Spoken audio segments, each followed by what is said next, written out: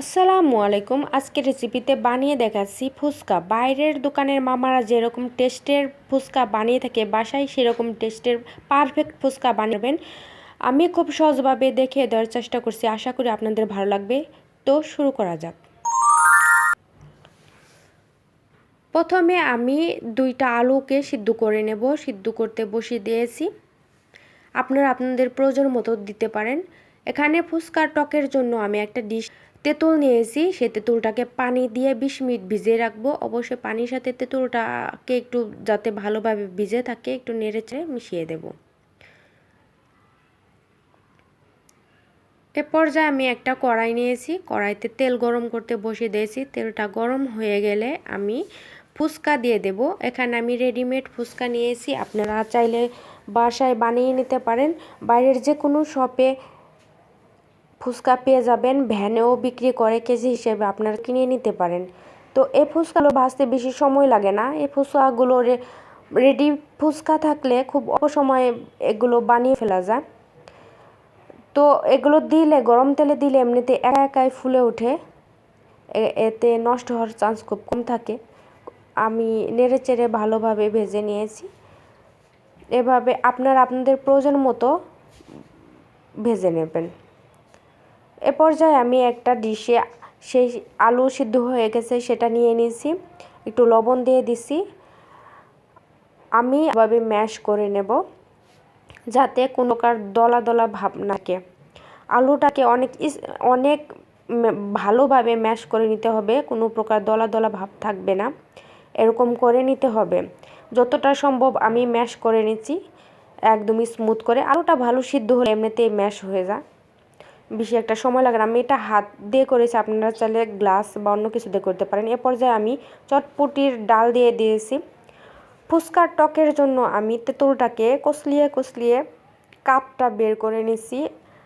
ভালোভাবে চটকিয়ে নেবেন, যেহেতু কিছুক্ষণ ভিজিয়েছিল তা বেশি একটা সময় লাগবে না। আপনাদের হাতে যদি সময় না থাকে সেক্ষেত্রে কুসুম তেঁতুলটাকে ভিজিয়ে রাখবেন, তাড়াতাড়ি সেটা নরম হয়ে যাবে। আমি এটা হাত দিয়ে কষলিয়ে বীজটাকে বের করে নিয়েছি। আপনারা চাইলে একটা স্ট্রেনারে এটাকে সেঁকে নিতে পারেন। যেহেতু আমার কম সেজন্য আমি হাত দিয়েই করে নিচ্ছি। আপনারা দেখেই বুঝতে পারবেন আমি ঠিক কীভাবে করেছি। চিপড়ে যতটা সম্ভব সেভাবে আমি করে নিচ্ছি। তো আমার কাঠটা বের হয়ে গেছে। এখন আমি টক রেডি করব। সেজন্য আমি ধনিয়া গুঁড়া দিয়েছি 1 টিস্পুন দিয়েছি, জিরা গুঁড়া 1/2 টিস্পুন, লবণ নর্মাল লবণ 1 টিস্পুনের একটু কম আমি দিয়েছি কাঁচামরিচ, এখানে আপনি চিলি ফ্লেক্স দিতে পারেন। তারপর বিট লবণ দিয়েছি, 1 টিস্পুন চাট মশলা দিয়েছি, 2 টিস্পুন সুগার দিয়েছি। আপনারা আপনাদের প্রয়োজন মতো দিতে পারেন। কে কেমন টক ঝাল মিষ্টি রাখতে চান সে অনুযায়ী আপনারা দিয়ে নেবেন। তারপর এখানে আমি মিশিয়ে নিচ্ছি ভালোভাবে, চিনিটা গলে যাওয়া পর্যন্ত। যেহেতু এটা ফুচকার টক সেজন্য একটু পাতলা হয়, আমি পানি দিয়ে পাতলা করে নিচ্ছি। আপনারা আপনাদের প্রয়োজন মতন কে কেমন ঘনত্ব রাখতে চান, কে কেমন ঘনত্ব খাবেন সে অনুযায়ী করে নেবেন। তবে আমি পার্সোনালি ফুচকার টক একটু পাতলা টাইপের থাকে সেজন্য আমি চিলি ফ্লেক্সও দিতে পারেন। আমি সে ম্যাশ করে রাখা আলুর মধ্যে আমি 1 টিস্পুন চাট মশলা দিয়েছি, পেঁয়াজ কুচি কাঁচামরিচ কুচি দিয়েছি, দিয়ে দিছি শসা কুচি। আপনারা ঝালটাকে কেমন খান সে অনুযায়ী আপনারা কাঁচামরিচ কুচি কমিয়ে বাড়িয়ে নেবেন। তারপর আমি সে ডালের সাথে মিক্সড করে নিচ্ছি পেঁয়াজ কুচি, শসা কুচি, কাঁচামরিচ কুচি। ভালোভাবে আমি এটাকে মিশিয়ে নেব যাতে আলু পেঁয়াজ শসা সব জায়গায় ছড়িয়ে যায়।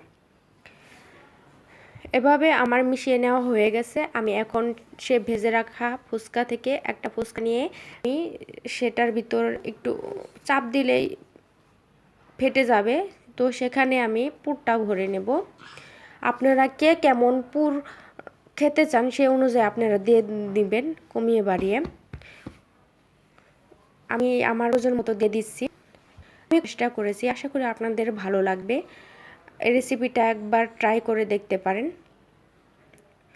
ভিডিওটি যদি ভালো লাগে লাইক কমেন্ট করে যাবেন, আর যদি উপকৃত হয়ে থাকেন তাহলে চ্যানেলটি সাবস্ক্রাইব, আর যারা সাবস্ক্রাইব করেছেন তাদের অসংখ্য ধন্যবাদ। আমি আরেকটা এভাবে করে দেখিয়ে দিচ্ছি। তো এভাবে আমি সবগুলো করে নিচ্ছি, তারপর আমি এখানে সার্ভ করে দেব।